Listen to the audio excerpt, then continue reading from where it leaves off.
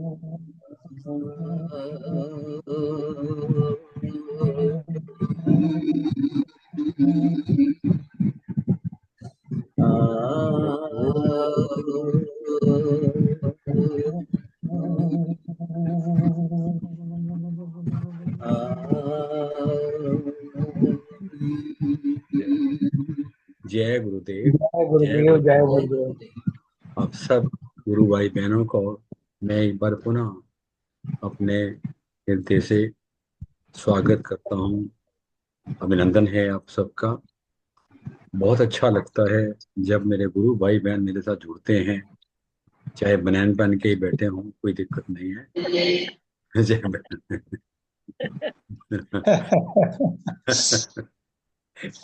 कुछ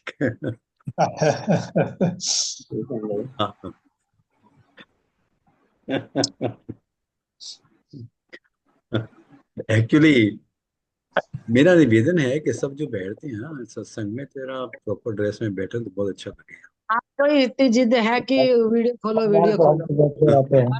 हाँ, हम लोग का इतनी गर्मी है, आपके देश में ठंड है, तो आप वीडियो पे इतना क्यों जोर देते हैं? वीडियो खोलो वीडियो नहीं नहीं, खोलो कोई आप। बात नहीं है, कोई फर्क नहीं पड़ता थोड़ी देर के लिए। फिर भी गर्मी में ही हो जाता नहीं है। भाई फिर साहब, भी मैं बहुत कभी गर्मी है कभी आप। कभी आप कभी नहीं मेरे को हटाओगे। कुछ चलिए, ऐसी चीजें होती हैं, कभी कभी ठीक जो है, है मेरे को वीडियो भी ऑफ करना पड़ता है। अभी समझते हैं। जैसे मेरी चर्चा हो रही थी कमलेश्वर पांडे जी से थोड़ी देर पहले, और अभी चलो वो अलग बातें हैं। अभी हम आगे के कार्यक्रम के लिए मैं आमंत्रित करूंगा जैसे कमल किशोर पांडे जी को। धन्यवाद। ये आवाजें ढीली आ रही हैं, शायद उसी की वजह से आ रही हैं। आवाज तो आ रही है, बढ़िया आ रही है। आपकी नहीं आवाज तो नहीं, बहुत अच्छी है। डिस्टरबेंस डिस्टरबेंस आ रहा है, डिस्टरबेंस आ रहा हाँ, बाकी मैं हटा देता हूँ, सारी आवाजें फिर से आ गई, कोई दिक्कत नहीं। है। ठीक है, हो गया।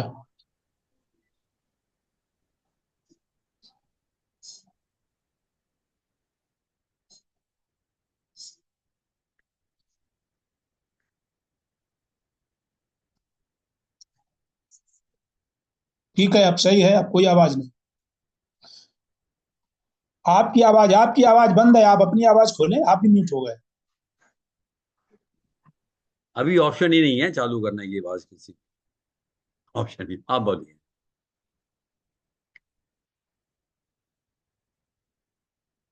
हाँ, आप म्यूट में हैं। एक मिनट, जस्ट ए मिनट, रुकिए रुकिए, आपको मैं कोस्ट तो बताऊं। अभी आप अनम्यूट कर सकते हैं। ठीक है, धन्यवाद, बहुत बहुत धन्यवाद। हाँ। अब मैं सर्वप्रथम भगवान योगेश्वर श्री कृष्ण भगवान की स्तुति।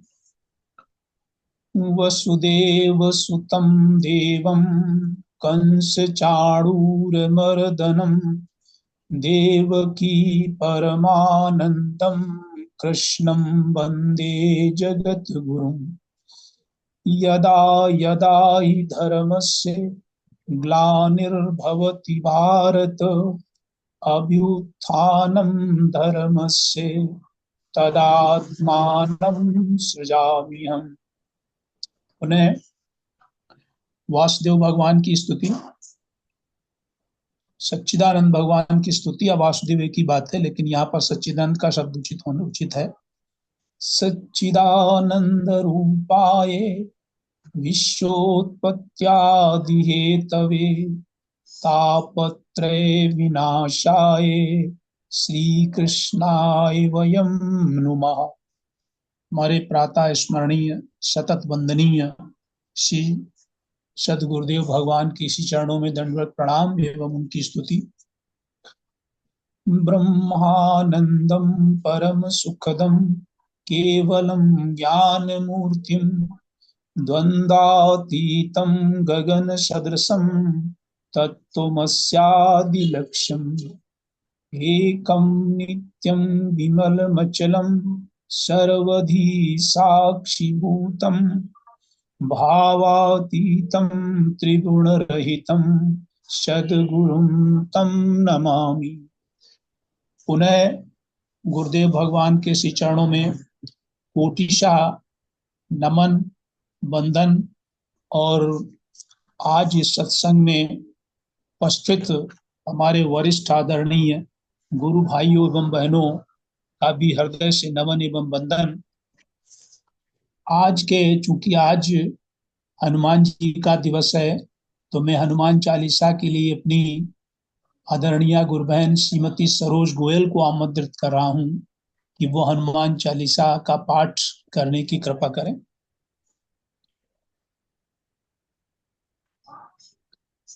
आप अनम्यूट कीजिए, शायद सरोज गोयल जी अनम्यूट नहीं।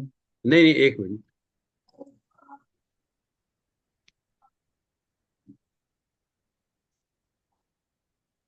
हाँ जी। हाँ जी, जय गुरुदेव। जय गुरु। जय गुरुदेव बहन, जय गुरुदेव। मंच पर उपस्थित सभी भाई बहनों को मेरा सादर प्रणाम, सादर नमन। मैं हनुमान चालीसा का पाठ कर रही हूँ। श्री हनुमते नमः। श्री गुरु चरण सरोज रज, निज मन मुकुर सुधारी। बरनउँ रघुवर विमल जसु, जो दायक फलचारि। बुद्धिहीन तनु जानिके, सुमिरौ पवन कुमार। बल बुद्धि विद्या देहु मोहि, हरहु कलेश विकार। जय हनुमान ज्ञान गुण सागर, जय कपीश तिहुँ लोक उजागर। रामदूत अतुलित बल धामा, अंजनी पुत्र पवन सुत नामा। महावीर विक्रम बजरंगी, कुमति निवार सुमति के संगी। कंचन बरन बिराज सुबेशा, कानन कुंडल कुंचित केशा। हाथ वज्र ओ ध्वजा बिराजे, कांधे मूज जनेऊ साजे। शंकर सुवन केसरी नंदन, तेज प्रताप महाजगवंदन। विद्यावान गुणी अति चातुर, राम काज करिबे को आतुर। प्रभु चरित्र सुनिबे को रसिया, राम लखन सीता मन बसिया। सूक्ष्म रूप धरि सियहि दिखावा, विकट रूप धरि लंक जरावा। भीम रूप धरि असुर संहारे, रामचंद्र के काज समारे। लाए सजीवन लखन जियाए, श्री रघुवीर हरषि उर लाए। रघुपति कीनी बहुत बड़ाई, तुम मम प्रिय भरतहि सम भाई। सहस बदन तुम रोजस गावे, अस कहि श्रीपति कंठ लगावे। सनकादिक ब्रह्मादि मुनीसा, नारद सारद सहित अहिसा। जम कुबेर दिगपाल जहाँ ते, कवि कोविद कहि सके कहाँ ते। तुम उपकार सुग्रीवहि कीना, राम मिलाए राजपत दीना। तुमरो मंत्र विभीषण माना, लंकेश्वर भय सब जग जाना। जुग सहस्त्र जो जन पर भानु, लील्यो ताहि मधुर फल जानु।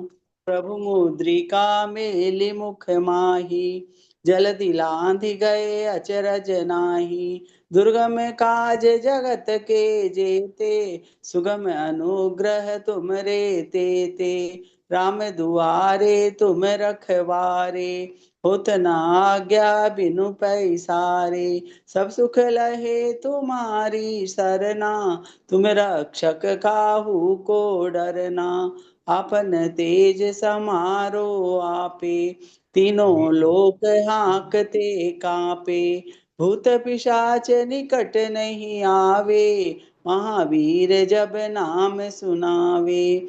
नासे रोग हरे सब पीरा, जपत निरंतर हनुमत वीरा। संकट ते हनुमान छुड़ावे, मन क्रम वचन ध्यान जो लावे। सब पर राम तपस्वी राजा, जिनके काज सकल तुम साजा। और मनोरथ जो कोई लावे, सोई अमित जीवन फल पावे। चारों जुग पर ताप तुम्हारा, है पर सिद्ध जगत उजियारा। साधु संत के तुम रखवारे, असुर निकंदन राम दुलारे। अष्ट सिद्धि नौ निधि के दाता, असबर दीन जानकी माता। राम रसायन तुमरे पासा, सदा रहो रघुपति के दासा। तुमरे भजन राम को पावे, जन्म जन्म के दुख बिसरावे। अंत काल रघुवरपुर जाई, जहाँ जन्म हरि भक्त कहाई। और देवता चित्त न धरई, हनुमत से ही सर्व सुख करई। संकट कटे मिटे सब पीरा, जो सुमिरे हनुमत बलबीरा। जय जय जय हनुमान गोसाई, कृपा करो गुरुदेव की नाई। जो सत बार पाठ कर कोई, छूटई बंदी महा सुख होई। जो यह पढ़े हनुमान चालीसा, होय सिद्धि साखी गौरी सा। तुलसीदास सदा हरि चेरा, कीजे नाथ हृदय में डेरा। पवन संकट हरण मंगल मूर्ति रूप, राम लखन सीता सहित हृदय बसौ सुरभूप। सियावर रामचंद्र की जय, पवन सुत हनुमान की जय। बोलो जय गुरुदेव। जय गुरुदेव। बहुत सुंदर, बहुत सस्वर आपने हनुमान चालीसा का, और बहुत ही सुमधुर और बहुत स्पष्ट शब्दों में आपकी इतनी प्रशंसा की जाए वो कम है। बहुत बहुत धन्यवाद बहन। अब मैं संकट मोचन हनुमानाष्टक के लिए अपनी आदरणीय बहन श्रीमती लता उपाध्याय को आमंत्रित कर रहा हूं कि वो हनुमानाष्टक पढ़ने की कृपा करें।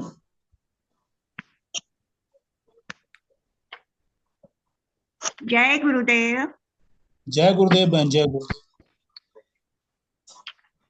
यावर रामचंद्र की जय, पवन सुत हनुमान की जय। संकट मोचन हनुमाष्टक। बाल समय रवि भक्ष लियो, तब तीनहु लोक भयो अंधियारो। ताहि सो त्रास भयो जग को, यहाँ संकट काहू सो जात न टारो। देवन आनी करी बिनती, तब छाड़ी दियो रवि कष्ट निवारो। को नहीं जानत है जग में, कपि संकट मोचनी नाम तिहारो। बालिकी त्रास कपि सब से गिरी, जात महाप्रभु पंथ निहारो। चौकी महामुनि श्राप दियो, तब चाहिए कौन विचार विचारो। हे द्विज रूप लिवाय महाप्रभु, सो तुम दास के शोक निवारो।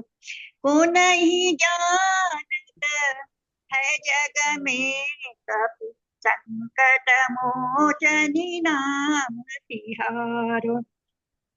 अंगद के संग लेन गए सिया, खोज कपिस यह बैन उचारो। जीवत ना बचही हाव हम सोजू, बिना सुधी लाए यहाँ पगुधारो।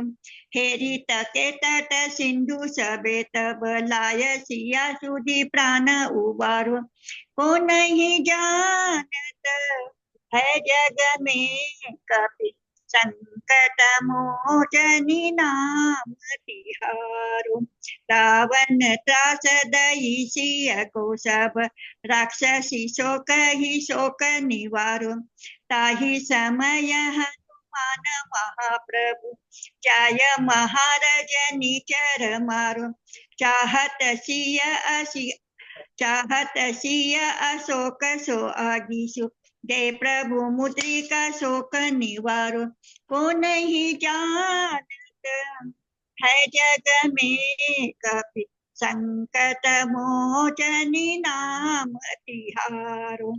बान लाग्यो उर लक्ष्मण के, तब प्राण तजे सुत रावण मार्यो। लय गृह वैद्य सुसेन समेत तबे गिरि द्रोण सुबीर उपारो आनि संजीवन हाथ दई तब लक्ष्मण के तुम प्राण उबारो को नहीं जानत है जग में कपि संकट मोचनी नाम तिहारो रावण युद्ध अजान कियो तब नाग की फांस सबे सिर डारो श्री रघुनाथ समेत सबे दल मोह भयो यह संकट भारो आनि खगेश तबे हनुमान जो बंधन काटी सूत्रास निवारो को नहीं जानत है जग में कपि संकट मोचनी नाम तिहारो बंधु समेत जबे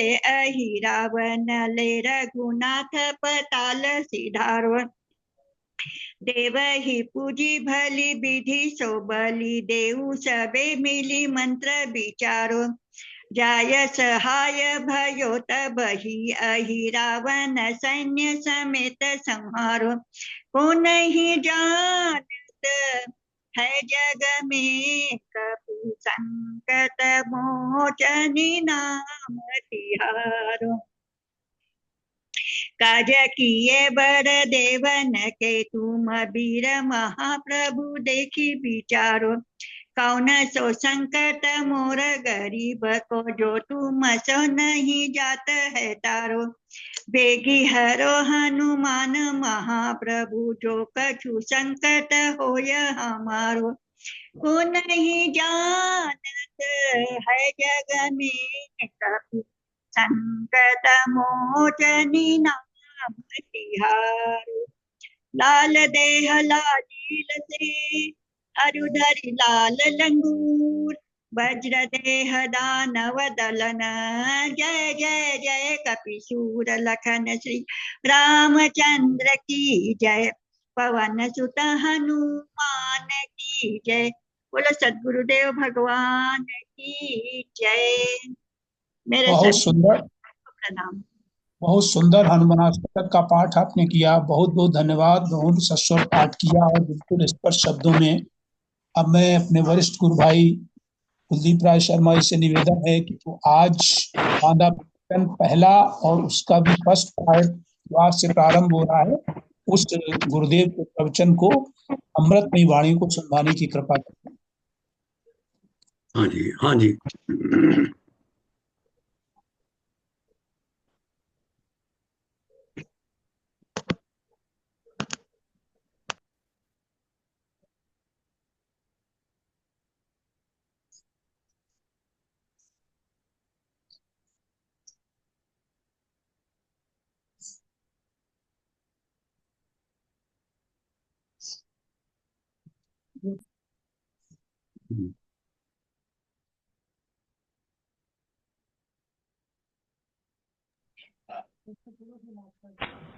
श्री राम जय राम जय जय राम। आवाज ठीक है जी? ठीक है, हाँ ठीक है आवाज। ओके जी।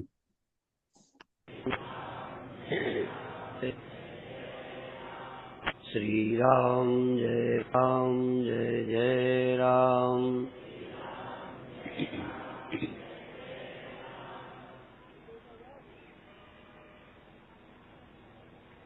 बांदा के लोग कई वर्षों से लगातार प्रवचन सुनते हैं।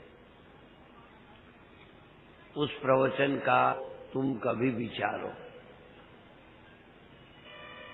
प्रवचन सुनने में अच्छे लगना, आनंद आना, ये एक बात है, और बुद्धि में विवेक या ज्ञान का उदय होना, ये दूसरी बात है। बहुत बातें अच्छी लगती हैं पर बाद में उसका कोई परिणाम नहीं निकलता। उसमें भोजन भी है। भोजन बहुत अच्छा लगता है, अच्छा लगना ही पर्याप्त नहीं है, अच्छे लगने वाले भोजन भी रोग पैदा करते हैं। कभी कभी स्वादिष्ट न लगने वाली दवा फायदा करती है। ये नहीं है कि सब दवाइयां कड़वी ही होती है, पर यह बात जरूर हमने सुनी और पढ़ी है, कड़वी भेषज के बिना मिटे न तन की ताप। शरीर का बुखार ताप बिना कड़वी दवा के नहीं जाता। इसका मतलब मीठी दवा खानी नहीं चाहिए, ये तो हम नहीं कहते।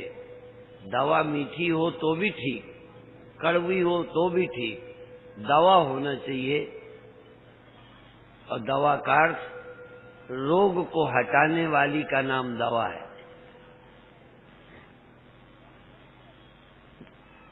जो भूख नहीं मिटाती पर रोग मिटाती है। और भोजन ऐसा होना चाहिए जो भूख भी मिटाए और रोग भी न पैदा करे। परिभाषा सुने, दवा वो है जिससे पेट नहीं भरता। आपका तो भर जाता है ना दवा से पेट। कभी दवा पेट भर खाइए। दवा से पेट नहीं भरता, पर दवा से रोग जाता है। पेट भरने की आशा से दवा नहीं खानी चाहिए, किंतु हमारे पेट भी है, उसे भी तो भरना पड़ेगा। तो पेट भरते समय ये ख्याल रखना चाहिए कि हमारा पेट भी भर जाए, रोग भी पैदा ना करे। यदि हम पेट भरने की जरूरत को समझकर इस भोजन से रोग पैदा हो सकता है ये ख्याल न करें, तो पेट तो भरेगा पर रोगी हो जाएंगे।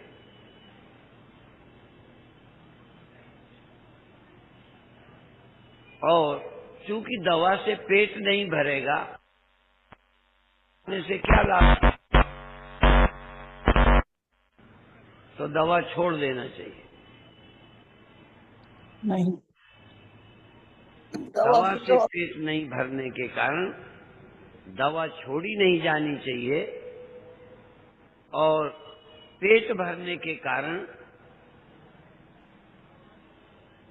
इस बात का ध्यान रखना ही चाहिए कि पेट भरने से कहीं दूसरे रोग पैदा ना हो जाए। ऐसे ही सुख भी हमें चाहिए और कल्याण भी चाहिए। दो जरूरतें हैं। हम सुख भी नहीं छोड़ना चाहते और कल्याण भी चाहते हैं।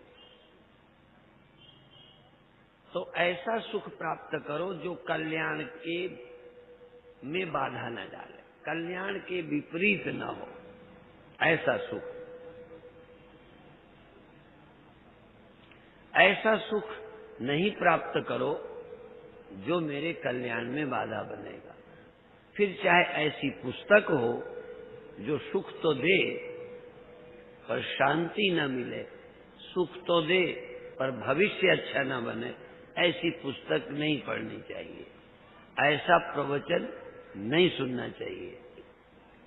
ऐसे कपड़े भी नहीं पहनना चाहिए जो अच्छे तो लगें पर अपना और दूसरे दोनों का दिमाग खराब करें। कई बार ऐसे कपड़े लोग पहनते हैं कि अपना तो थोड़ा दिमाग खराब ही है जो पहनते हैं, और दूसरे का भी खराब करते हैं।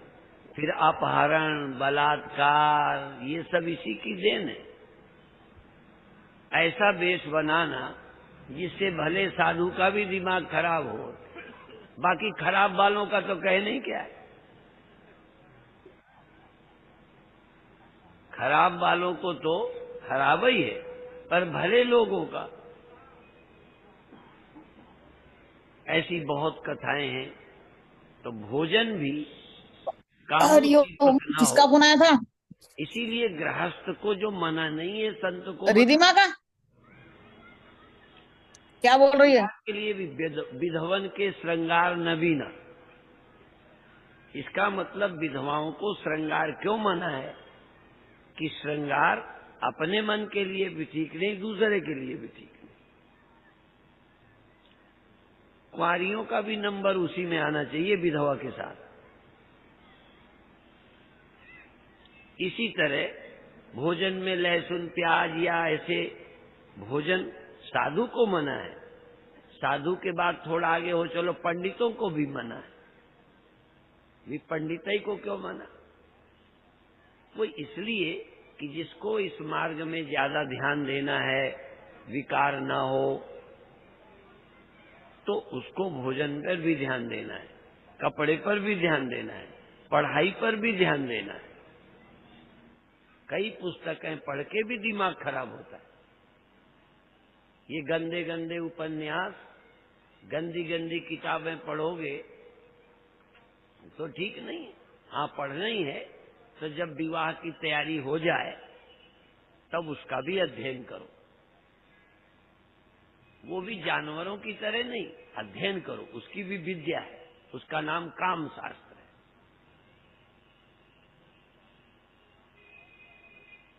काम शास्त्र पढ़ना मना नहीं है, पर साधु को मना है। काम शास्त्र पढ़ो, युवक हो, विवाह करने जा रहे हो, उसके विषय में अध्ययन करो, जानकारी करो। यहां तक हमने तो दीवालों पर लिखा देखा है, विवाह के पहले और विवाह के बाद हमसे मिलें।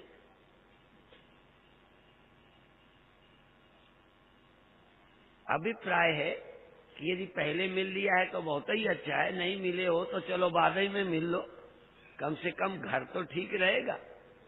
जिस मार्ग पर चले हो उस मार्ग की भी जानकारी चाहिए, मना नहीं है।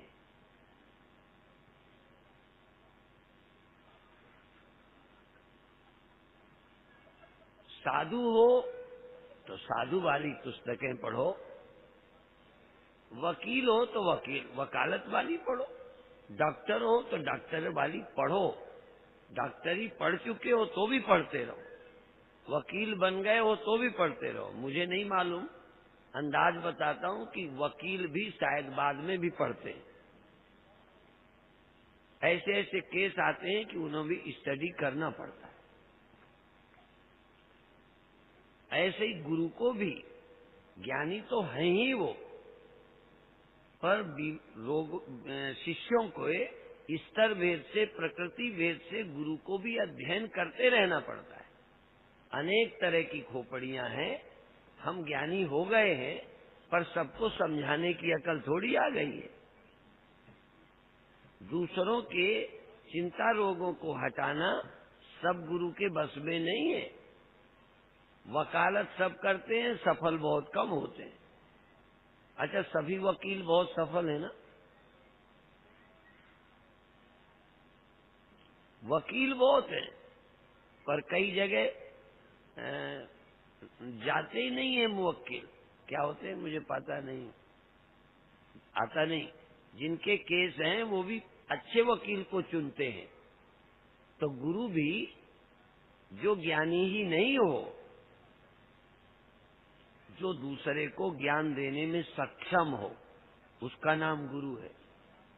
पर वकील वाले, केस वाले वकील अच्छा ढूंढते हैं, बीमार डॉक्टर अच्छा ढूंढते हैं। सिर्फ इसी बारे में भेड़ें चल रही हैं, गुरु बनाने में कहीं मंत्र ले लो।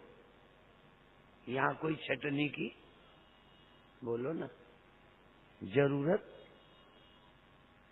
नहीं है। जबकि यहाँ भी कहा है, गुरु करे जान के, पानी पिए छान के।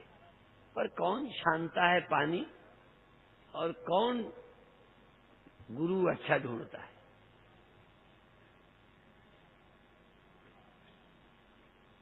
गुरु बना ले नहीं, थोड़ी अस्पताल में चले ही जाना काफी है क्या? कोई न कोई वकील बना लेना ठीक है क्या? वकील भी बनाए तो अच्छा हो। और अच्छा भी, मर्डर के केस में जमीन जायदाद वाला वकील कर ले। और जमीन जायदाद वाले में वो अब फौजदारी वाला वकील कर ले। अभी वकील तो चाहिए, वकील तो चाहिए, पर किस विषय का? अच्छा, कल्याण के लिए इंग्लिश टीचर चाहिए। अरे भाई, इंग्लिश टीचर, इंग्लिश पढ़ना हो तो ठीक है, संस्कृत पढ़ना हो तो ठीक है, तुम्हें ज्ञानी गुरु कल्याण का चाहिए कि इंग्लिश टीचर चाहिए? तो अभिप्राय ये है कि कल्याण के लिए भी क्या पढ़ना, किसका संग करना।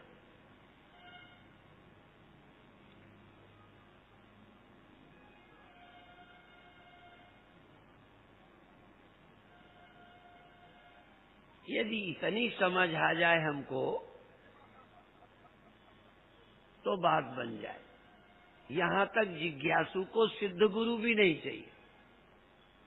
सिद्ध गुरु अलग बात है, ज्ञानी गुरु अलग बात है। चमत्कारी बाबा अलग हैं, ज्ञानी बाबा अलग हैं। और चमत्कारी जिनको चाहिए उन्हें ज्ञानी की क्या जरूरत? कोई ज्योतिषी चाहिए, अच्छी बात है। यहां तक वैद्य भी पहले बाबा होते थे, बाबा भी वैद्य थे। हमारे कई बुजुर्ग गुरु भाई संत भी थे, वैद्य भी थे। तो आप सत्संग में आए तो किस लिए आए, ये साफ हो तो आपका समय बर्बाद नहीं होगा। तो कल्याण जिनको चाहिए, आत्मा का ज्ञान जिनको चाहिए, जन्म मृत्यु की समस्या का समाधान जिनको चाहिए, वो ज्ञानी गुरु के पास आए। और जिनको जिज्ञासा हो, ज्ञान की जरूरत हो, उन्हें भी संयमी तो होना चाहिए। पहला संयम कि उसके विपरीत किताबें न पढ़ें, उसके विपरीत संग न करें। जैसे पतिव्रता स्त्री को, चरित्रवान स्त्री या पुरुष को चरित्रहीनों का संग नहीं करना चाहिए। वो अपने ढंग से सिखाएंगे। ऐसे जिज्ञासु को ज्ञानी का ही संग करना चाहिए, भटके हुए लोगों का संग नहीं करना चाहिए। और आपके मार्ग के विपरीत, आपके मार्ग के विपरीत कोई सुझाव देगा तो उससे आप भटक जाएंगे। यदि कम समय में सचमुच कल्याण चाहते हो तो एक ही निवेदन है कि अपने लक्ष्य के अनुसार गुरु, लक्ष्य के अनुसार पुस्तकें, लक्ष्य के अनुसार जीवन जीना चाहिए। तो कम समय में अधिक लाभ होगा। इसीलिए इस बार मैंने ये उठाया कि कई साल से आप सुन रहे हो, आपका क्या बना?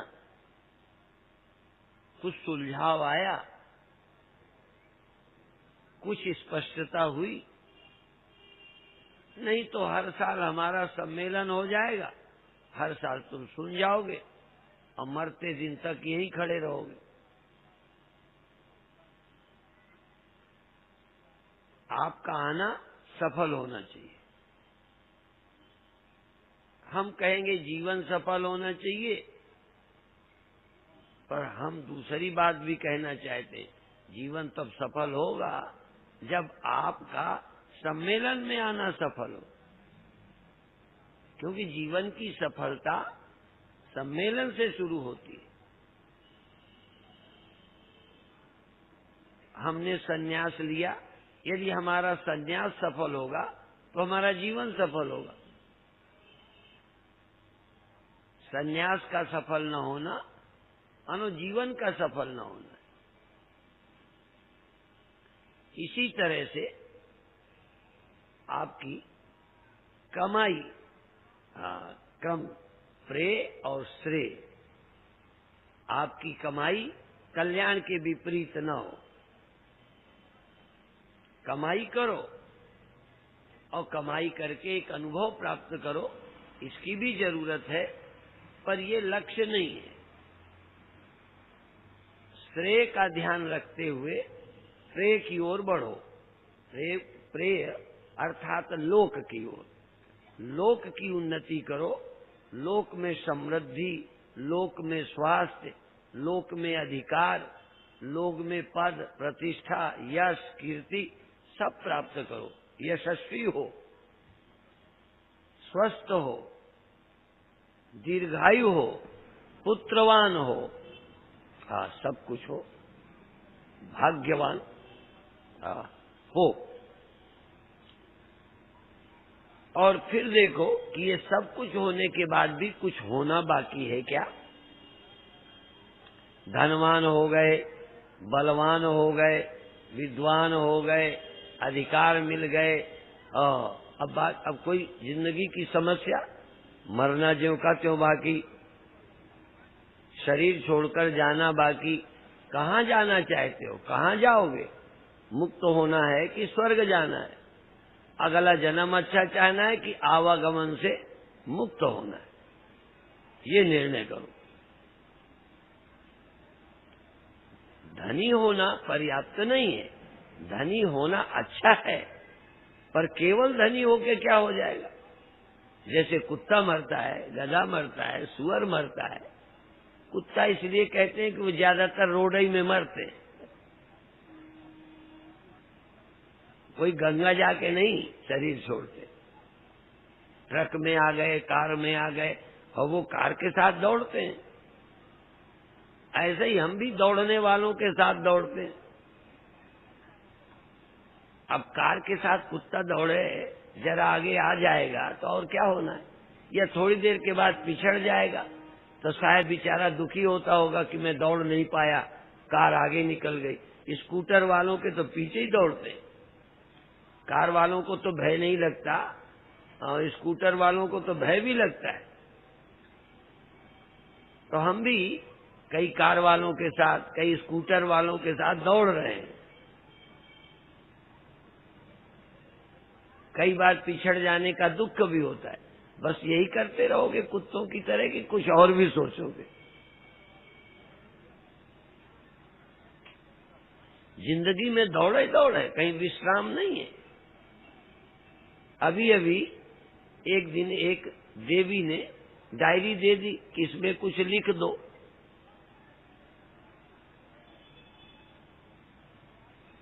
तो हमने लिख दिया कि धुरी और पहिया, गति और स्थिरता दोनों एक साथ रहते। पहिया का घूमना और धुरी का न घूमना। पहिया और धुरी, गति और स्थिरता, प्रेय और श्रेय कहीं कहीं विरोधी कहा है, परंतु प्रेय माने लौकिक उन्नति, प्रेय माने गति। कुछ न कुछ बढ़ो बढ़ो, बढ़े चलो बढ़े चलो, रुको नहीं झुको नहीं, बढ़े चलो बढ़े चलो। भाई बढ़े चलो बढ़े चलो, बढ़े चले बढ़े चलो, अच्छी बात है। अब जाए कहाँ? तेली का बैल बढ़े चलो बढ़े चलो, बढ़े चलो बढ़े चलो, बढ़े चलो बढ़े चलो, घूमे चलो घूमे चलो, कहाँ पहुंचा? कहने उसी के इर्द गिर्द दौड़ो, गति, लेकिन स्थिर भी रहो। आत्मा अचल है और शरीर इंद्रियां मन सब चल है। जागृत स्वप्न सुसुप्ति चल है, साक्षी अचल है। गति भी हो, स्थिरता भी हो, परिवर्तन भी हो, एक रसता भी हो। जो त्यों काल एक रस रही, जो सदा एक रस रहता है वो कौन?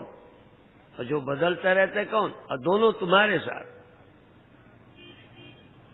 जगत का परिवर्तन और साक्षी की अपरिवर्तनशीलता दोनों इसी जीवन में।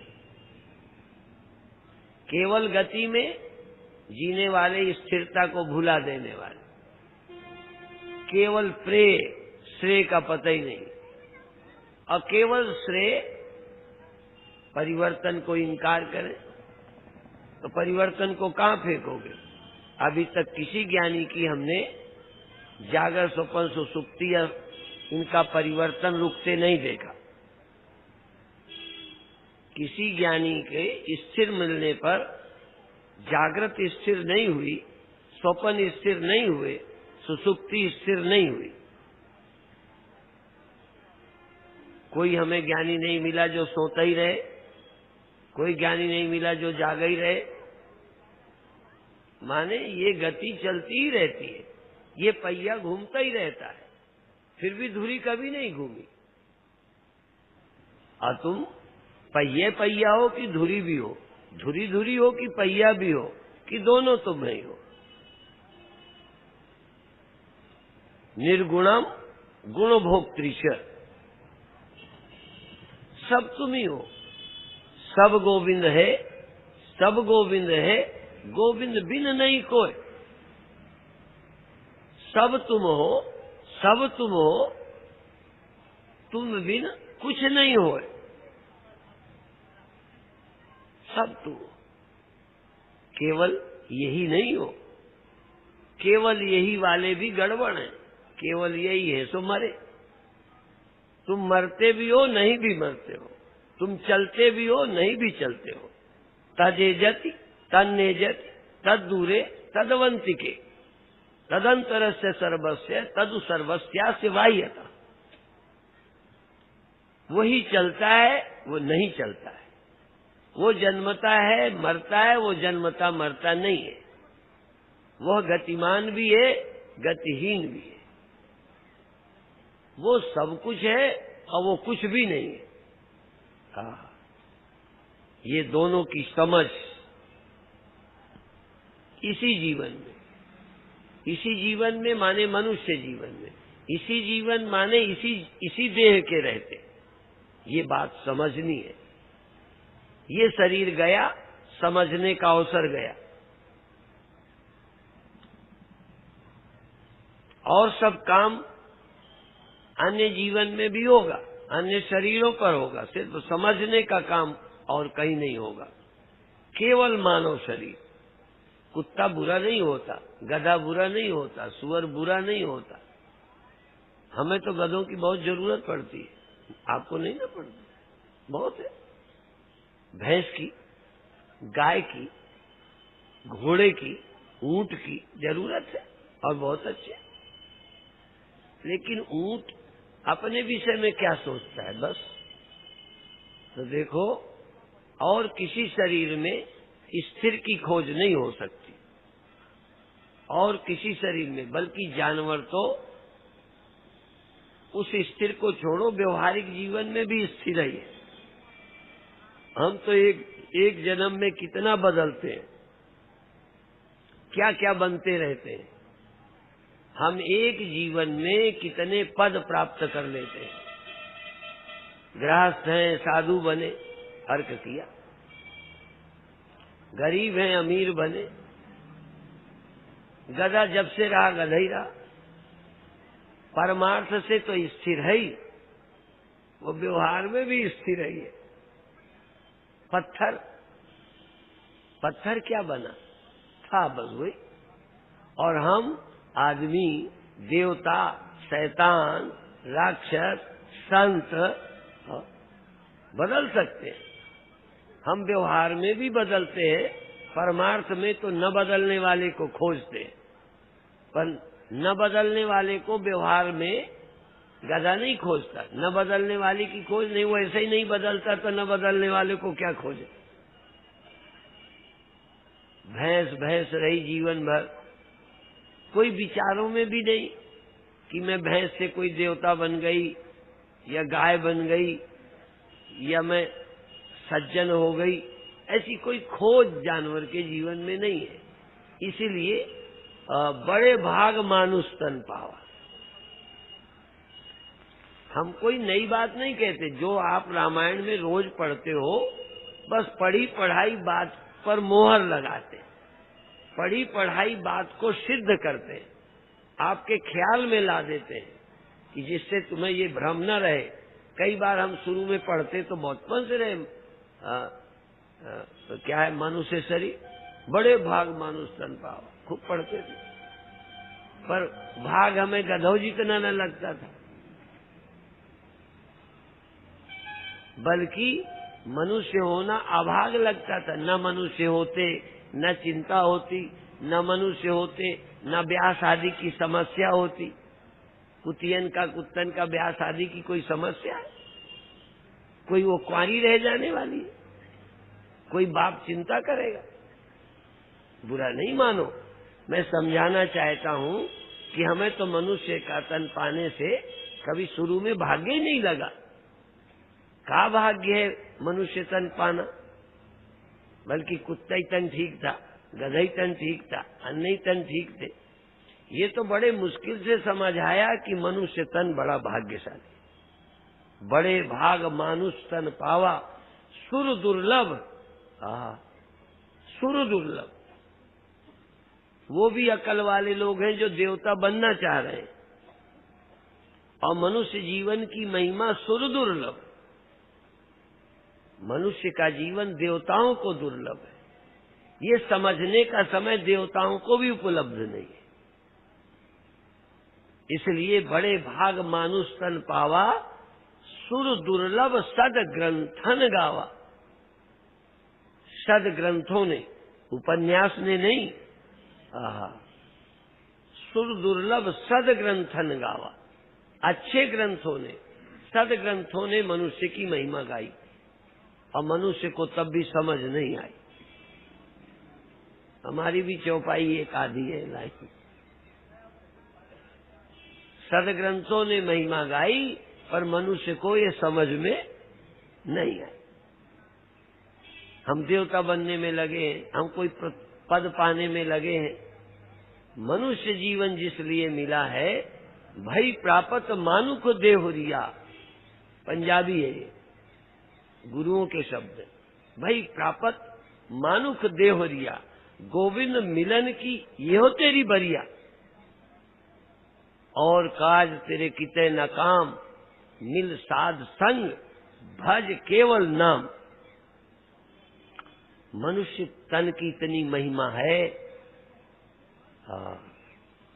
देवताओं को दुर्लभ है, और सब जीव जंतुओं से श्रेष्ठ है, दिमागदार है, ये भगवान को परख सकता है, कसौटी में जीवन को कस सकता है, सोच विचार कर सकता है। ये मनुष्य की महिमा है। ये मनुष्य की महिमा केवल पुरुषों के लिए, स्त्रियों के लिए तो नहीं। तुम लोग मनुष्य हो कि नहीं? सही बताओ, स्त्री तो हो, लेकिन मनुष्य हो कि जानवर? इसलिए जो मनुष्य की महिमा है, वो नारी की भी महिमा है, क्योंकि नारी भी मनुष्य है। जो लोग व्याकरण पढ़े होंगे वो जानते होंगे, गो जाति, जब ये गो हत्या का प्रश्न आता है तो गो जाति की हत्या, गो जाति में गाय का बछड़ा भी है, गो जाति में बैल भी है, गो जाति में सांड भी है, गो जाति में बछड़ी भी है, और प्रजनन वाली गाय भी है, बूढ़ी गाय भी है, उसका गो है। बैल भी गाय है। गो जाति में बैल भी आता है। नर गाय, पुरुष गाय और मादा गाय गो जाति है। ऐसे ही मनुष्य, स्त्री जाति पुरुष जाति, दोनों मनुष्य जाति। पुरुष पुरुष मनुष्य होते हैं कि स्त्रियां भी मनुष्य होती हैं? आपने जो शादी की है मनुष्य से कि कुतिया से कि गधी से कि सुअरिया से, भी क्या कहें उसको? मनुष्य नहीं कहें। जानबूझ के तुम्हारी खोपड़ी साफ कर रहा हूं कि तुम लोग उसे मनुष्य नहीं समझते। नारी मनुष्य है, नर मनुष्य है, दोनों मनुष्य है। जो अधिकार मनुष्य को है वो अधिकार मनुष्य होने के नाते नारी को भी।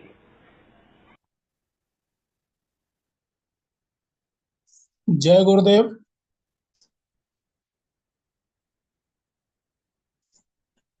जय गुरुदेव। जय गुरुदेव, जय गुरुदेव जी। आज का प्रवचन यहाँ विराम लेता है। अब मैं आज अपने समूह में नई साधिका या गुरु बहन जुड़ी हुई हैं, श्रीमती ब्रह्म प्रज्ञा। तो मेरा निवेदन है कि हम सभी लोग बहन आपसे परिचित होना चाहते हैं, तो आप अपना हो सके तो वीडियो भी खोल लें और हम लोगों को अपना परिचय देने की कृपा करें। तत्पश्चात वीडियो ऑन है। ठीक है, ठीक है। हाँ बहन आप परिचय दें, हम सभी लोग परिचय चाहते हैं। हाँ जी। ओम, आवाज आ रही है? हाँ आवाज आ रही है। हाँ जी। पहला पहला परिचय ये है कि मैं साध्वी ब्रह्म प्रज्ञा हूँ, श्रीमती ब्रह्म प्रज्ञा नहीं। ठीक है, ठीक है, ठीक। हाँ जी। ये मेरा इसीलिए नाम इसीलिए तो भाई हमारे जो संयोजक है उन्होंने कहा था कि भाई सबसे पहले परिचय हो जाए। उन्हें भी नहीं पता था, हमारा कोई आग्रह नहीं था, तो मैं समझ नहीं पाया। ठीक है, आप बताइए, आगे बताइए। आगे से आपका नाम साध्वी के नाम से ही लिखा जाएगा। हाँ हाँ, साध्वी के नाम से ही लिखा जाएगा, नहीं चाहे वो उनका ही संकल्प। मेरा ठीक है। नाम है साध्वी ब्रह्म प्रज्ञा। मैं अपना जीवन इसी ब्रह्म चिंतन में, ध्यान साधना में ही मैंने अपना जीवन बिताया है। और अपनी जो पढ़ाई वगैरह की है वो भी मैंने फिलॉसफी से ही की थी। और अपना जो मैंने चिंतन किया है, आज मैं गुरुदेव के जो सत्संग के आधार पर मैं आपको थोड़ा सा परिचय, मुझे तब आप, मेरा परिचय वही होगा जब आप मेरे को श्रवण करेंगे। बहुत अच्छी बात, हो गया परिचय आपका। बहुत बहुत धन्यवाद। अब कृपया आप जो है अभिव्यक्ति से अपनी प्रज्ञा को हम लोगों को भी पहचानवाने की कृपा करें। हाँ जी जी। नाम भी ब्रह्म प्रज्ञा, थोड़ी सी प्रज्ञा हमें भगवान ने, गुरुदेव ने दी हुई है, बस उसको ब्रह्म प्रज्ञा का नाम है। जिसकी प्रज्ञा ब्रह्म से, जिसकी प्रज्ञा में ब्रह्म का अनुभव हो, उसका नाम ब्रह्म प्रज्ञा। यही नाम मेरे को गुरुदेव ने दिया है। बहुत अच्छा, बहुत अच्छा। ओम ब्रह्म सर्वम। सत्संग में उपस्थित सभी आत्मीय जनों को मेरा हृदय से नमन, प्रणाम। वैसे तो स्वामी जी के सभी प्रवचन, सत्संग हमारे लिए प्रेरणा व जागृत करने वाले होते हैं, परंतु जो आज आपने सुना वो आज का प्रवचन तो जीवन में आत्मनिरीक्षण कर बिल्कुल प्रैक्टिकल कराने वाला है। आज जीवन में जैसे जैसे स्वामी जी बोल रहे थे, महाराज जी, तो आज का सत्संग तो वास्तव में एक साधारण मनुष्य को, स्कूल के एक बच्चे को भी उसका ज्ञान देने वाला है। आज गुरुदेव महाराज जी ने ये ध्यान दिलाया कि हम सत्संग में लगातार आते तो हैं, परंतु हमें उसका लाभ क्यों नहीं मिल पाता, इस पर हमें विचार करना है। जब हम सत्य के बारे में परस्पर विचार करते हैं तो वो हम सच्चर्चा करते हैं, सत्संग नहीं करते। कि आज हमने सत्संग किया, वो सत्संग नहीं है, वो सच्चर्चा है। सच्चर्चा में केवल विचारों का आदान प्रदान होता है, परंतु उस सत्य का संग अर्थात सत्य का अनुभव, उसका ध्यान भी जरूरी होता है। तभी वह सत्य का संग सत्संग होगा, अन्यथा वो सच्चर्चा होगी। जैसे अगर हम आपसे कोई बात कर रहे हैं तो वो सच्चर्चा हो रही है, और जब हम उस सच्चर्चा का मनन करेंगे, उसके अनुसार उसका ध्यान करेंगे, निधिध्यासन करेंगे, उसको अपने जीवन में स्वीकार करेंगे, तभी हम उसको कहेंगे सत्य के साथ हमारा संग हुआ। तब वह सत्संग कहलाएगा, नहीं तो सत्य की गोष्ठी या सच्चर्चा ही रहेगी। तो जैसे महाराज अभी गुरुदेव महाराज जी ने कहा कि हम वर्षों से सत्संग में आ रहे हैं और हमें कोई लाभ नहीं है, तो उसका कारण अभी थोड़ा इस पर विचार करते हैं कि जैसे कि हम सत्संग में जाकर कई बार श्रवण तो करते हैं, परंतु उसका मनन, उसका चिंतन, निधिध्यासन नहीं करते हैं, इसलिए उसका पूरा लाभ नहीं मिल पाता। अगर केवल सुनना ही अच्छा लगता है तो ये हमारे लिए भोग है। आपको एक बात योग वासिष्ठ में सुनी होगी कि योग वासिष्ठ जब वशिष्ठ जी राम जी को सुना रहे थे, तो एक राम जी ही वशिष्ठ जी की कथा सुनकर बाद में उसका मनन करते थे, उसके अनुसार ध्यान करते थे। बाकी सब भाई अपना जैसे कि अपना नित्य कर्म से सभी सुना और अपना अपने अन्य कार्यों में रत रह जाते थे, इसलिए राम जी पर उनका बहुत असर पड़ा। तो हमें श्रवण करके मनन, चिंतन, निधिध्यासन भी करना चाहिए, तभी उसका पूरा लाभ मिलता है। तो जैसे महाराज जी ने कहा कि वर्षों से हम आ रहे हैं और जीवन में उसका कोई प्रभाव नहीं है, उसका कारण यही है, जब तक हम स्वयं मनन के द्वारा निश्चय नहीं करते, तब तक विवेक के अनुसार हमारा जीवन नहीं चल पाता। छांदोग्योपनिषद भी ये कहता है कि वहां पर याज्ञवल्क्य जी मैत्रेयी जी को समझा रहे हैं, कह रहे हैं कि आत्मा व अरे दृष्टव्य, श्रोतव्य, मंतव्य, निधिध्यासितव्य। मैत्रेयी खलु अरे दृष्टे श्रुते मते विज्ञाते इदम सर्वम विदितम। इसका मतलब है कि याज्ञवल्क्य जी मैत्रेयी को कह रहे हैं कि आत्मा का ही श्रवण, मनन और निधिध्यासन करना चाहिए। श्रवण से क्या होता है, जब हम कोई बात सुनते हैं और उसका मनन करते हैं तो हमारे जीवन में उसका निश्चय होता है कि हाँ ये बात सही है। और जब उसका निधिध्यासन करते हैं, ध्यान करते हैं, तो उससे हमारे जीवन में उस विचार की, उस सत्संग की स्वीकृति होने लगती है, क्योंकि वो हमारे अंतर मन में चली जाती है। निधिध्यासन करने से, ध्यान करने से उसकी स्थिति बनती है और जीवन में ठहराव आने लगता है और सत्संग का प्रभाव आने लगता है। ध्यान से ही हमारे जीवन में ठहराव आता है। केवल विचार, बातें करने से कुछ नहीं होगा, उसका हम अनुभव करें। जीवन में बहुत कुछ बातें ऐसी हैं कि वो अच्छी तो लगती हैं, वो लेकिन हमारे लिए हितकर भी हो ऐसा जरूरी नहीं है। कुछ विवेक विरुद्ध बातें हैं, और वो विवेक विरुद्ध बातें, बहुत सी बातें ऐसी हैं जो हमें, उसमें हम अपने अपने टाइम पास करते हैं। जैसे मोबाइल का अधिक प्रयोग, गलत लोगों का संग, आधुनिक खान पान, ये सब तात्कालिक अच्छे लगते हैं, टेम्परेरी इसमें सुख मिलता है, परंतु ये परमानेंट नहीं है। इससे होता क्या है कि हमारा ध्यान तो लगता है कि अच्छा है, परंतु ये हमारे लिए अहितकर होता है। एक होता है अच्छा लगना और एक होता है परिणाम स्वरूप अच्छा होना, इन दोनों में अंतर है। आप इस पर विचार कीजिएगा। इस पर गीता में भी विचार करके बताया हुआ है। 18वें अध्याय का 38वां एक श्लोक है कि विषयेन्द्रिय संयोगात यत् तत् अग्रे अमृतोपमम परिणामी विषमिव तत्सुखम राजसम। अगर हम कोई चीज अभी प्रयोग कर रहे हैं, अभी तो लग रहा है कि वो बहुत अच्छी है और वो परिणाम में विष के समान है, वो राजस सुख है। तो उसी को महाराज जी ने कहा है कि वो तात्कालिक अच्छा लगना हमारे लिए हितकर नहीं है। तो एक है सुखकर, एक है हितकर। सुखकर और हितकर में अंतर है।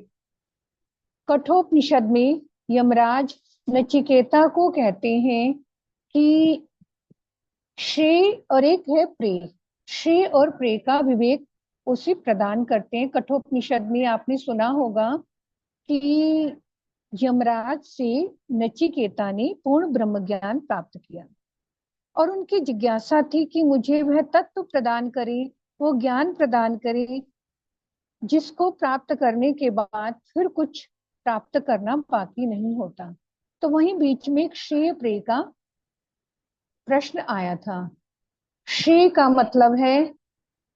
मतलब है जिसे जो हमारे लिए हितकर हो, और प्रेय का मतलब है जिसमें हमारी तात्कालिक सुखानुभूति का भ्रम है, वो सुख नहीं है।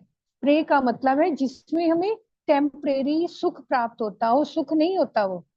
एक कहते ना कि ये विषयों में सुख है, सुख तो एक है, वो है परमात्मा, वो है आनंद स्वरूप। और जो विषयों में सुख है वो सुख नहीं है, वो सुखानुभूति का भ्रम है। हमने रसगुल्ला खाया, उससे हमें सुख नहीं मिलता, हमें सुख का भ्रम होता है। जो खाद्य पदार्थ खाने में प्रिय लगे तब वे अधिक खा लेते हैं, और अधिक खाने से क्या होता है, रोग पैदा हो जाता है। और रोग होने पर हम औषधि लेते हैं। जो रोग को दूर करे वही तो औषधि है। और जो डॉक्टर कहते हैं कि दवा खाते रहो, 1 महीना आपको दवा लेनी पड़ेगी, उसका नाम दवा नहीं है, वो तो दवा को भोजन बना रहे हैं। दवा की भी मात्रा निश्चित होती है, और दवा लेते रहो, यह बात गलत है।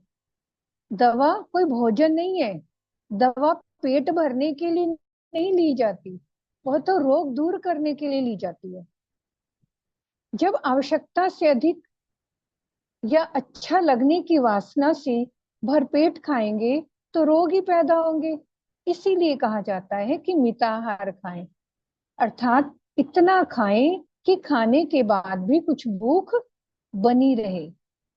इसको हम इस पर हम बहुत विचार करते हैं और इसको प्रैक्टिकल भी करते हैं। और जब प्रैक्टिकल जिसके लाइफ में नहीं होता तो वो उसी का दुख भोग करता है। आप सब इस चीज को, बच्चा भी, मैं आपको कहते ना, ये प्रैक्टिकल सत्संग है आज का, कि हम एक अर्ध रोगहरी निद्रा सर्व रोगहरी क्षुधा। तो सर्व रोगहरी क्षुधा का मतलब है सारे रोगों को भूख ही दूर कर सकती है। और वो कौन सी भूख, हम इतना खाएं कि खाने के बाद अभी हमारी थोड़ी भूख बनी रहे, जिसे डॉक्टर कहते हैं ना कि खाने के बाद कुछ हवा के लिए, पानी के लिए जगह छोड़ो, मतलब कि खाने भरपेट ना खाएं। अगर भरपेट खाया तो फिर हमें दवा खानी पड़ेगी। तो इसलिए कहते हैं कि मिताहार खाएं, अर्थात इतना खाएं कि खाने के बाद कुछ भूख बनी रहे, जो हमारे रोगों को खा जाएगी, अर्थात जो हमारे रोगों को समाप्त कर देगी। क्योंकि इंद्रियों की जो शक्ति है वो ज्यादा भोजन पचाने में नहीं जा रही है, इसलिए रोग खत्म हो जाएंगे। और भोजन की मात्रा ऐसी हो जैसे औषधि हम कितनी लेते हैं, थोड़ी सी। हम डॉक्टर कहते हैं कि 1 ढक्कन दवाई लेनी है, 2 गोली खानी है, बस ऐसे ही भोजन लो, आधा गिलास पानी पिए, ऐसे पिए। मात्रा कितनी हो, 1/4 कटोरी, फिर थोड़ी देर बाद खा लो, फिर कुछ देर। लेकिन भोजन ऐसे करना चाहिए जैसे कि हम औषधि खाते हैं। फिर वास्तव में किसी वैद्य के पास, किसी डॉक्टर के पास जाने की जरूरत नहीं पड़ेगी। और भरपेट भोजन ही हमारी डॉक्टर और वैद्यों के पास जाने का रास्ता खोलता है, अर्थात सीमित मात्रा में खाएं। क्या औषधि को भरपेट खा सकते हैं? नहीं खा सकते। इसलिए भोजन की मात्रा औषधि की तरह लेने से, अर्थात मिताहार करने से ही रोग की संभावना नहीं होगी। ये सब बात सबकी लाइफ में प्रैक्टिकल है, और इस बात को भागवत में बड़े अच्छे ढंग से बताया है। वहां भक्ति का प्रसंग है कि भक्ति कैसे करें। तो भागवत में आता है कि भोजन वही सही है जिसको खाने से हमारे शरीर में पोषण हो, माने पुष्टि हो, तुष्टि हो, और क्षुधा निवृत्ति हो, माने हमारा पोषण हो, शरीर का संतोष हो जिसको खाने से, और भूख की भी निवृत्ति हो। तो वहां भक्ति का प्रसंग था, यहाँ भोजन के बारे में चल रहा है। तो महाराज जी ने अभी कहा था ना कि दवा भोजन की तरह ना ले, तो उसी को हम बता रहे हैं कि दवा का अधिक सेवन से क्या होगा, साइड इफेक्ट हो जाएंगे, जिससे दूसरे रोग और पैदा हो जाते हैं।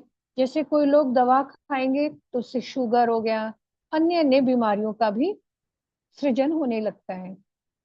इसी प्रकार जो सुखाभास हमारे कल्याण में बाधा दे, अभी महाराज जी बोल रहे थे कि जो भी अच्छा लगने की वृत्ति है, अगर उससे हमारा कल्याण नहीं होता तो उस सुख को अर्थात सुखाभास को, सुखाभास का मतलब है वो हम वास्तव में सुख नहीं है, उसमें आभास हो रहा है कि वह सुख है, उसमें नीलिमा का आभास है। तो जिस जिस विषय के प्रति भोग करने से उससे हमारा कल्याण में बाधा होती है, तो उस विषय का, उस सुखाभास का परित्याग कर देना चाहिए। आज के सत्संग में महाराज जी ने सनातन संस्कृति के बिगड़ते रूप पर ध्यान दिलाया है, और ये बहुत जरूरी है आज समाज में इस पर ध्यान देना चाहिए कि लोग सुखाभास के वशीभूत होकर अर्थात अपने अच्छे लगने की मनमानी से अभद्र वस्त्र पहनते हैं, जो समाज के लिए बहुत अहितकर है, कामोद्दीपक है। उससे अपनी तो वासनाएं बिगड़ती ही है, दूसरों के भी मन खराब होते हैं, और वह नहीं पहनने चाहिए। और साथ ही जो कोई भी ऐसी कोई भी पुस्तक नहीं पढ़नी चाहिए जिसको पढ़ने से मन में विकार पैदा हो, और ऐसे कोई भी दृश्य नहीं देखने चाहिए जिससे अपना चिंतन, अपना मन बुद्धि विकृत होती हो, और किसी भी चरित्रहीन का संग नहीं करना चाहिए। और हर दिशा में हर व्यक्ति को संयम से रहने की बात बताई गई कि जीवन में संयम बहुत जरूरी है, चाहे बच्चा हो, चाहे युवा हो, गृहस्थ हो और वृद्ध हो। अगर हम संयम से नहीं रहेंगे तो वो पशु तुल्य है। अगर एक बच्चे को भी कहते हैं ध्यान से चलना, माने संयम से चलना। और संयम हमारे जीवन, अगर हमारे जीवन में संयम नहीं है तो व्यक्ति कहाँ जाएगा, कुसंग में जाएगा, गलत संगति में जाएगा। और कुसंग हमारी मति को, हमारी गति को भ्रमित कर देता है और हम पराधीन हो जाते हैं। जिसको गलत आदत पड़ जाए उसको छुड़ाना बहुत मुश्किल होता है। अपने लक्ष्य इसलिए चरित्रहीन का संग ना करें, कुसंग में भूल कर भी ना जाए। संत लोग कहते हैं कि आप दीवार से सिर मार के रो लेना, कभी कुसंग में मत जाना। बहुत बड़ी बात है कुसंग से हटना, खतरे की कुसंग से, अगर कुसंग में अगर कोई चला गया तो बहुत बड़ा खतरा है। इसलिए अभी महाराज जी कह रहे थे कि कुसंग के कारण ही व्यक्ति अभद्र वस्त्र पहनते हैं, अभद्र दृश्य देखते हैं, अभद्र खान पान, जो समाज के लिए बहुत अहितकर है और स्वयं के लिए तो है ही। कोई भी हम कर्म करें, कोई निरुद्देश्य ना करें, अपने लक्ष्य को निर्धारित करके उसके अनुसार ही कुछ कर्म करना चाहिए। अपने जीवन में सदगुरु को, महापुरुष को आधार मान के उनकी शरण लेकर उनकी कृपा मतलब उनकी कृपा का आदर करना चाहिए। यदि कोई कहे कि मेरे जीवन में अभी कोई महापुरुष नहीं है, मतलब अभी मुझे किसी संत की शरण मैंने नहीं ली है, तो मैं कहाँ जाऊं, उसके लिए एक ही रास्ता है, वह है प्रार्थना। प्रार्थना हर असंभव कार्य को संभव बना देती है। प्रार्थना परमात्मा से मिलन करा देती है, संत से मिलन करा देती है। यदि आपके जीवन में यदि आप चाहते हो कि मैं किसी ब्रह्मविद संत की शरण ग्रहण करूं, तो आप ये प्रार्थना करें, हे ज्ञान स्वरूप कृपा निधान परमात्मा, ब्रह्मविद महापुरुष की कृपा मेरे जीवन में व्यक्त हो जाए, जो मुझे स्वयं की स्वयंता का ज्ञान और अनुभव करा दें। बस ये बोलकर, इसे महसूस कर शरणागति का भाव अनुभव करें। परमात्मा के समक्ष की गई प्रार्थना कभी खाली नहीं जाती। और सबसे बड़ी कमी क्या है? हम करना नहीं चाहते। प्रार्थना में कमी नहीं है, कमी किसमें है? कि हम चाहते नहीं और हम करते नहीं। हृदय से की गई प्रार्थना परमात्मा को, संत को मिलन की हर परिस्थिति बना देगी। वो कहीं से भी आए, कैसे भी करें, हमें हमारे लक्ष्य का अनुभव करा देंगे। यदि हम जीवन को सत्य लक्ष्य के अनुसार जीना चाहते हैं तो हमें अपने लक्ष्य के अनुसार ही ग्रंथ, लक्ष्य के अनुसार ही पंथ, संत का मार्गदर्शन प्राप्त करना चाहिए। जो हमारा लक्ष्य है वैसा ही ग्रंथ हो, पंथ हो, संत हो, उसी के अनुसार हमें मार्गदर्शन मिले, जिससे हमारी गति, हमारी मति और हमारी संगति ये हमारे को भ्रमों से मुक्त कर सके। अगर जैसी हमारी, अगर हमारे जो संत हैं वो और जो हमारे ग्रंथ हैं वो हमारी क्या करेंगे? हमारी गति को, हमारी मति को, हमारी संगति को भ्रमों से मुक्त करेंगे। भ्रमों से मुक्ति का मतलब क्या है? कि वास्तविकता का अनुभव हो, सत्य का अनुभव हो। सत्य के अनुभव से ही हम भ्रम से मुक्त हो सकते हैं। द्वैत का भ्रम ही सबसे बड़ा भ्रम है। जैसे कि वेदांत में समझाया जाता है कि एक है रस्सी, रज्जू। रज्जू में, रस्सी में सर्प की भ्रांति होने पर पुनः वास्तविक वस्तु क्या है? रज्जू, रस्सी, उसका बोध हो जाना, यही मुक्ति है, यही भ्रांति से मुक्ति है। मतलब अगर किसी को लग रहा है कि यहाँ पर सांप है और है वहां पर रस्सी, अगर उसे अपनी रस्सी का बोध हो जाए तो क्या गया? वो सर्प की भ्रांति से उसे मुक्ति मिल गई। और संत यही हमें भ्रमों से मुक्ति ही प्रदान करते हैं, हमें वास्तविकता का अनुभव कराते हैं। सत्संग में कई बार हमने सुना तो है, परंतु जीवन में सत्य के बारे में स्पष्टता अगर अनुभव में नहीं आई है, बार बार श्रवण कर रहे हैं और हम सत्य का क्लियरिटी हमें नहीं है हमारे माइंड में, तो अभी समझो हमने टाइम पास किया है, कालक्षेप किया है, प्राप्ति नहीं हुई है।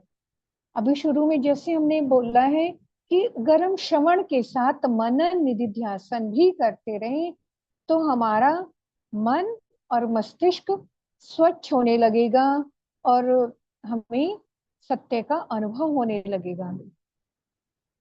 अभी महाराज जी ने एक बात पर ध्यान दिलाया कि एक है शे, एक है प्रे। तो शे को हम अपने जीवन में कैसे लाएं? ठीक है, हमें भौतिक साधन, धन, जन, यश आदि, सुखानुभूति, ये सब कुछ चाहिए, लेकिन ये सब कब तक चाहिए? इनके पीछे हम कब तक दौड़ते रहेंगे? ये हमें भ्रम तो दे रहे हैं, ये वास्तविक सुख नहीं है। अगर सुख का कुछ साधन है, परंतु ये सब कुछ नहीं है। हम इन्हें, धन को, अपने मकान, संपत्ति, ये सब कुछ साधन के रूप में चाहिए, परंतु ये हमारे लिए सर्वस्व है ऐसा ना मान के चले। साधन के रूप में हमें यहाँ से वाहन चाहिए, हमें दूसरे स्थान पर चाहिए जाना है, लेकिन वाहन को छोड़ के हम अपना कर्म करें ना, तो ये वाहन है, साधन है। तो जीवन में सब इच्छित साधन जो भी है वो अनुकूलता उसकी हमें प्राप्त हो भी जाए तो भी सबकी अंतिम स्थिति एक ही है। वो क्या है? अंतिम स्थिति सबकी एक है, मुक्ति, वो है मृत्यु।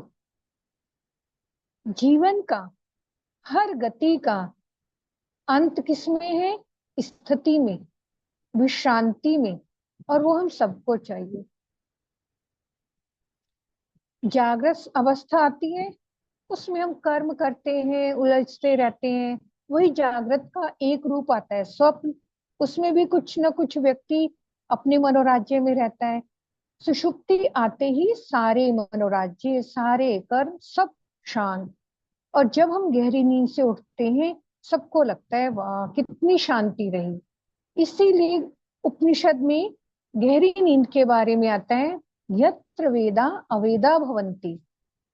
और दूसरा गहरी नींद के बारे में यह भी आता है कि यत्र नान्यत शृणोति नान्यत पश्यति नान्यत विजानाति। जहां वो दूसरे को जानता ही नहीं है, जहां दूसरे को सुनता ही नहीं है, जब हम गहरी नींद में जाते हैं वहां दूसरा ही नहीं रहता, हम अपनी स्वयंता में होते हैं, तभी हमें शांति मिलती है सुषुप्ति में। और इसलिए हमारा जो जीवन का अंत है वो विश्रांति है। उस पर भी हमें अपनी जो मृत्यु है वो उस पर ध्यान देना चाहिए, क्योंकि लाइफ हमारी वही जा रही है। एक हमने एक चैप्टर पढ़ा था, मृत्यु हंस रही है। मृत्यु हंस रही है का मतलब है कि हमारी जीवन की हर वृत्ति, हर गति कहाँ जा रही है, उसका अंत मौत ही तो हो रहा है। और गीता में भी आया है, जातस्य ही ध्रुवो मृत्यु, जिसका जन्म है उसकी मृत्यु निश्चित है। तो अब हम श्रेय और प्रेय का विवेक अपनी लाइफ में करते रहें कि श्रेय को श्रेय मानी है जो हमारे लिए हितकर है वो करते रहें, अदरवाइज हमारा जीवन वासनाओं में ना बह जाए। तो श्रेय को अपना लक्ष्य मानकर अपना जीवन व्यतीत करें, तो जीवन से क्या होगा, हमारी व्यर्थताएं शांत होने लगेंगी। जो सुखाभास है, सुख के प्रति जो आकर्षण है वो शिथिल होने लगेंगे। और इसका एक सूत्र है, वो मैं आपको बता देती हूँ कि अगर जीवन से व्यर्थताएं हटानी है तो उसका एक चिंतन का एक सूत्र है, वो ये है, वो शॉर्ट है, जिस बात के बोले बिना हमारा काम चल सकता हो, जिस बात को सोचे बिना हमारा काम चल सकता हो, और जिस काम को किए बिना हमारा काम चल सकता हो, उसे हम छोड़ दें। तो इससे व्यर्थता समाप्त होने लगेगी और जीवन सरल होगा। इसको हम एक शॉर्ट में दोबारा बोलती हूँ, जिसके बिना काम चल सकता है उसे छोड़ दो।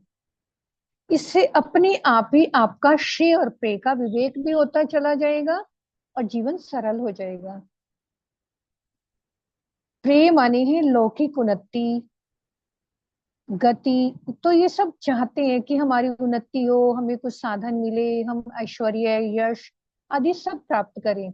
परंतु इनके पीछे दौड़ते दौड़ते दौड़ते आखिर हम कब तक इनके पीछे दौड़ेंगे। कोई अवधि आएगी ना जब हम अंतिम आएगा कि हमें 1 करोड़, 2 करोड़, 1.25 करोड़, कुछ भी, लाख करोड़, आखिर कहीं तो हम रुकेंगे ना। ऐसे कहीं भी स्वास्थ्य प्राप्त करें, यश प्राप्त करें, कहीं ना कहीं हम रुकेंगे। तो दौड़ भाग करके उसके बाद एक चीज है, वो जीवन में सबको चाहिए, वो है ठहराव। ठहराव बहुत जरूरी है। दौड़ते दौड़ते एक दौड़ लगा रहा है, कोई व्यक्ति कंपटीशन में है, आखिर कंपटीशन में भी करते करते उसकी कंपटीशन की स्थिति भी एक बार रुकेगी। वो है,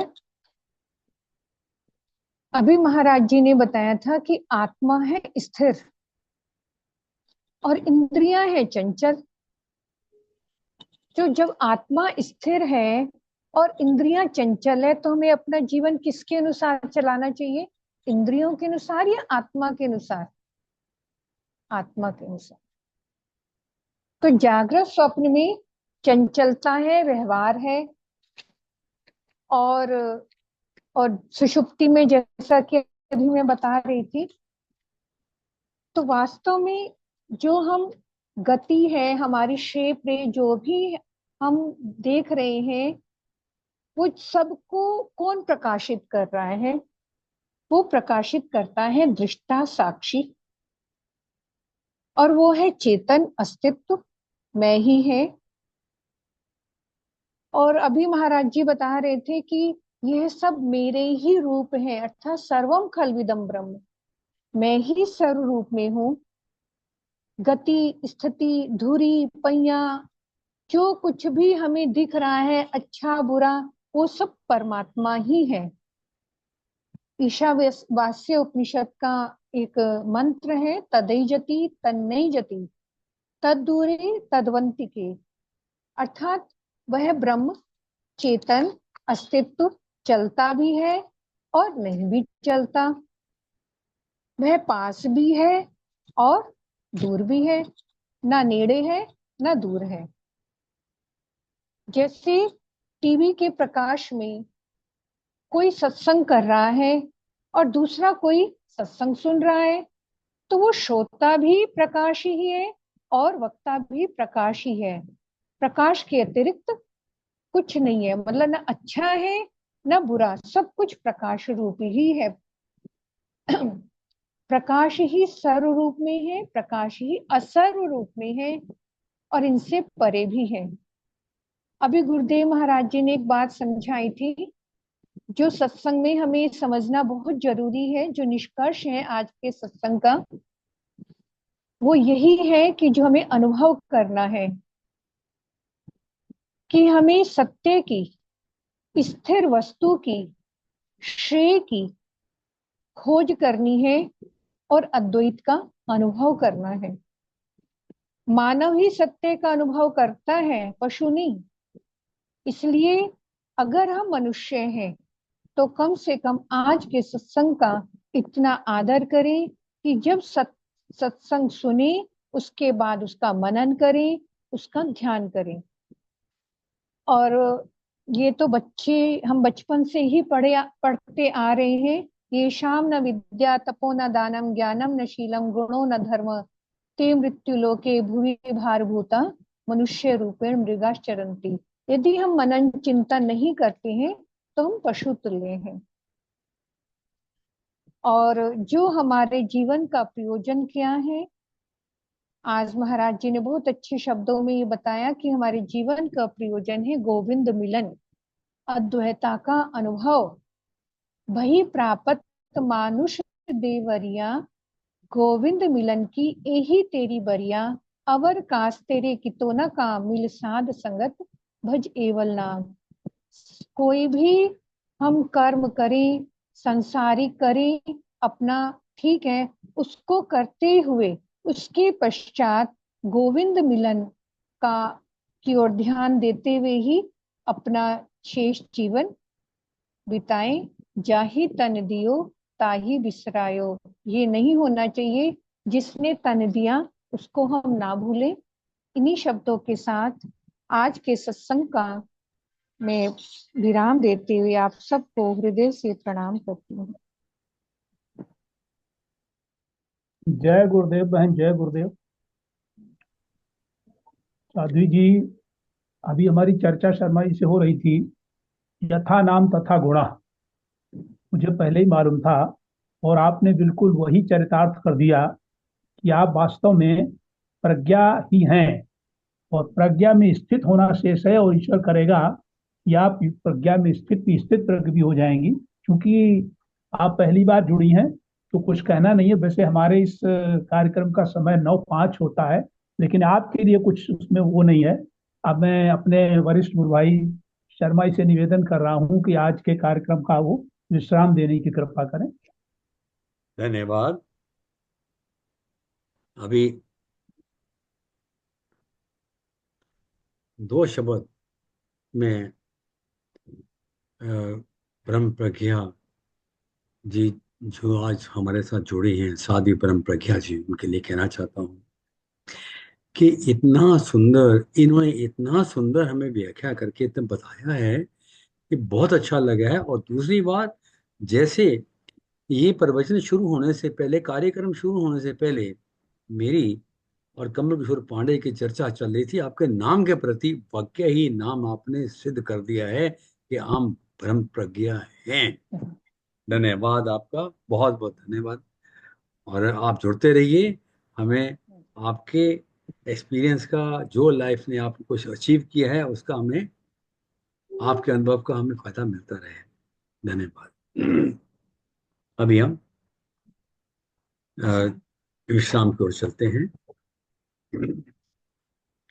गुरुर ब्रह्मा गुरुर्विष्णु गुरुर्देवो महेश्वरा, गुरु साक्षात् परम ब्रह्म तस्मै श्री गुरुवे नमः। ध्यान मूलम गुरुमूर्ति पूजा मूलम गुरुपदा, मंत्र मूलम गुरुवाक्य मोक्ष मूलम गुरु कृपा।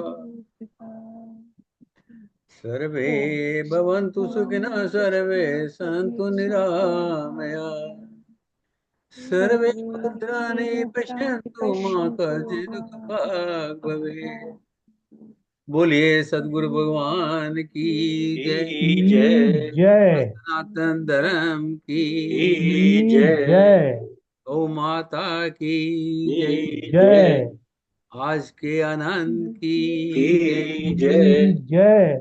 जय जय। नमो नारायण सब नमो नारायण नमो नमो नारायण, नारायण नमो नमो नारायण नारायण, नमो नारायण, का नमो बहुत नारायण। बहुत धन्यवाद।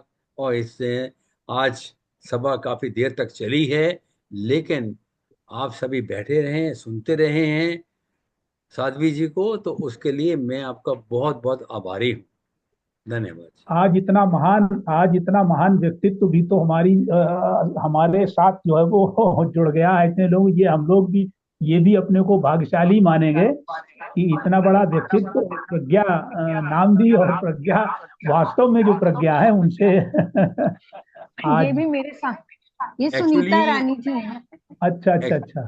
एक्चुअली होता क्या है हमारे यहाँ सत्संग में 9 बजे के 10 मिनट से ऊपर जब चला जाए तो लोग छोड़ना आज शुरू कर लेट हो देते गया हैं। था ना, लेकिन आज आज लेट शुरू है, लेट आज शुरू हुआ था। छोड़ने आज सत्संग को छोड़ने की किसी की हिम्मत नहीं पड़ी। दोनों बहनें हैं, आप दोनों बहनों को प्रणाम मेरा। हाँ जी, अरे आपको बहुत दोनों को प्रणाम, प्रणाम। बहुत प्रणाम प्रणाम। आपके अपना बड़े बहन जी का क्या नाम है जी? सुनीता रानी। ओके, धन्यवाद। ये जो इसमें जुड़ा करते हैं। सुनीता रानी जोड़ा करती हैं। दूसरी अच्छा अच्छा इन्होंने अच्छा आपकी अच्छा। मुझे जोड़ा आपकी था। साध्वी बहन जी का क्या नाम है? साध्वी बहन जी हाँ दूसरी हैं, ब्रह्म, आपके अच्छा बड़े वो, बहन। हाँ वो स्वयं प्रज्ञा, वो भी बैठे हैं क्या? स्वयं प्रज्ञा। हाँ जी। अभी अभी गए हैं वो, अभी अभी गए हैं वो। अच्छा, अच्छा उनका नाम अच्छा अच्छा। वो स्वयं प्रज्ञा है। ओके ओके, धन्यवाद धन्यवाद। जय गुरुदेव जय गुरु। जय गुरु। जय गुरुदेव जी, जय गुरुदेव।